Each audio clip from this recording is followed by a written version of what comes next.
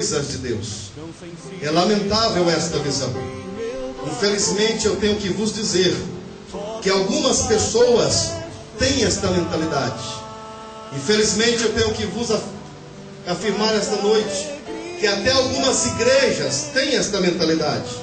É comum você ouvir a apresentação de uma igreja ou ver a apresentação de uma igreja.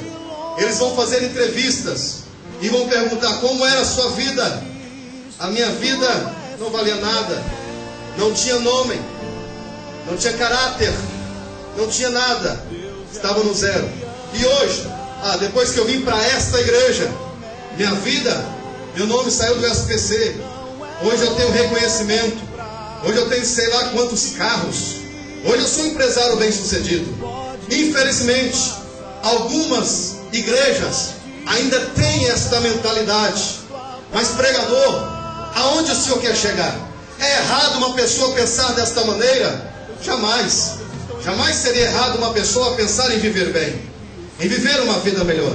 Afinal de contas, a palavra de Deus nos afirma de uma ponta a outra que Deus tem uma vida melhor para todos nós. Só que tem uma coisa: Deus não nos resgatou das trevas, Deus não nos tirou do mundo para apenas serem empresários, para apenas serem reconhecidos financeiramente. Há um propósito maior de Deus na nossa libertação. A Bíblia ensina, na primeira carta de João, capítulo 5, versículo 19, que o mundo jaz no maligno. O que é que a Bíblia está nos ensinando? Está ensinando assim: o mundo está debaixo de uma influência maligna, diabólica. Aí vem Jesus lá no Evangelho segundo escreveu João, capítulo 15, versículo 19, dizendo: eu vos tirei do mundo. O que é que a palavra está nos ensinando? Se o mundo está debaixo de uma influência maligna, diabólica, Jesus está ensinando assim: eu vos tirei, eu vos arranquei de debaixo desta influência maligna, diabólica, e vos trouxe ao meu reger, ao meu querer e à minha vontade. O Senhor nos tirou das trevas para um propósito. Ele tem propósito maior do que te dar um carro, uma casa. Há um propósito de Deus. E quem sabe hoje fica mais claro para você o propósito de Deus na sua vida. Glórias ao nome do Senhor Jesus. Portanto, os judeus agora, libertos do cativeiro, mas estavam vivendo uma vida egocêntrica, preocupados somente com eles mesmos, pensando somente em si, para depois preocupar-se com as coisas de Deus. Aí vem Deus usando o profeta Ageu, no capítulo 1, onde fizemos a leitura, versículo 8, dizendo assim: subi o monte, trazei madeira e edificai a casa, e dela me agradarei, e eu serei glorificado, diz o Senhor.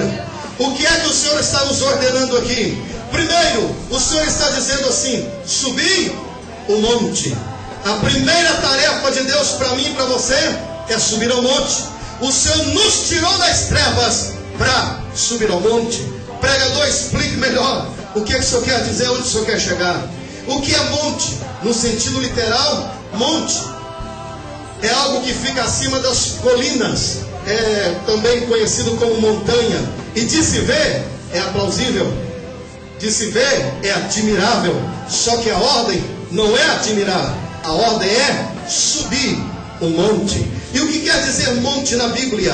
Monte na Bíblia tem N significados. E existem N montes na Bíblia. Por exemplo, a Bíblia fala sobre o Monte das Oliveiras, Monte Gerizim, Monte Ebal, Monte Tabor, Monte Hermon, Monte Sião. Montes consagrados, por exemplo, a tribo de Efraim, Naftali ou Naphtali, como queiram. Então existem, no sentido literal, muitos montes na Bíblia. Mas existem também muitos símbolos de monte na Bíblia. Por exemplo, só para ter uma melhor ideia, em Jeremias capítulo 13, versículo 16, a Bíblia ensina que monte é caminho difícil. Em Mateus capítulo 21, versículo 21, fala que monte é obstáculo. Em Zacarias capítulo 4, versículo 7, fala que monte é dificuldades. E em Mateus capítulo 17, versículo 20, Jesus falou desta natureza: se tiverdes fé, direis a este monte, transporta daqui para acolá, e ele vai te obedecer, dizendo de dificuldades que podem ser removidas pela fé. Então existem diversos montes na Bíblia, diversos significados para monte na Bíblia, mas monte na Palestina e naquela época era usado para outro fim. Os montes daquela época eram usados para rituais. Os montes eram usados para magia negra, para feitiçaria e todo tipo de obra das trevas. As mentes maquiavélicas estavam no monte, levantando altares aos pseudos deuses daquela época. E ali estava todo tipo de orgia, todo tipo de promiscuidade. As trevas estavam ali. Quando o Senhor disse subir ao monte, o Senhor está dizendo: eu vos resgatei do cativeiro babilônico, para que vocês possam subir ao monte. O que o Senhor está dizendo? Eu vos resgatei do cativeiro para enfrentar a força das trevas, para ir de encontro os altares aos pseudos deuses que estavam irritando Deus. O que é que Deus está nos ensinando? O Senhor está nos ensinando que eu e você temos um propósito de Deus. E o propósito de Deus com a nossa vida, antes de nos enriquecer, antes de nos dar uma vida boa, é que nós tenhamos uma aliança com o seu reino, aliança de autoridade, que a autoridade de Deus, antes de qualquer coisa, faça parte da nossa vida. Não adianta nós tentarmos misturar ou inverter as coisas. Há alguém que estava pensando com a mesma mentalidade dos judeus daquela época. Há alguém que pensa assim: quando eu estiver bem, quando o meu bolso estiver cheio, quando lá no banco eu estiver, quando eu estiver bem, eu vou investir na obra de Deus, eu vou manter missionários e coisas desta natureza. Só que tem uma coisa, a Bíblia deixa claro, claríssimo, que nunca a vida financeira vai manter a vida espiritual. A vida financeira, vida boa financeira, não consegue segurar a vida espiritual. Mas o princípio bíblico é outro. Mateus capítulo 6, versículo 33, Jesus disse: buscai em primeiro lugar o reino dos céus e a sua justiça.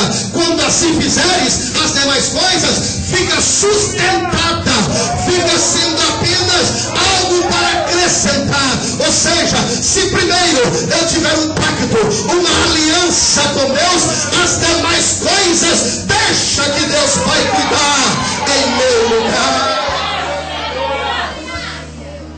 O que é que eu aprendo então? Eu aprendo que todos nós, me escutem por favor, todos nós fomos tirados das trevas para ter uma aliança de autoridade.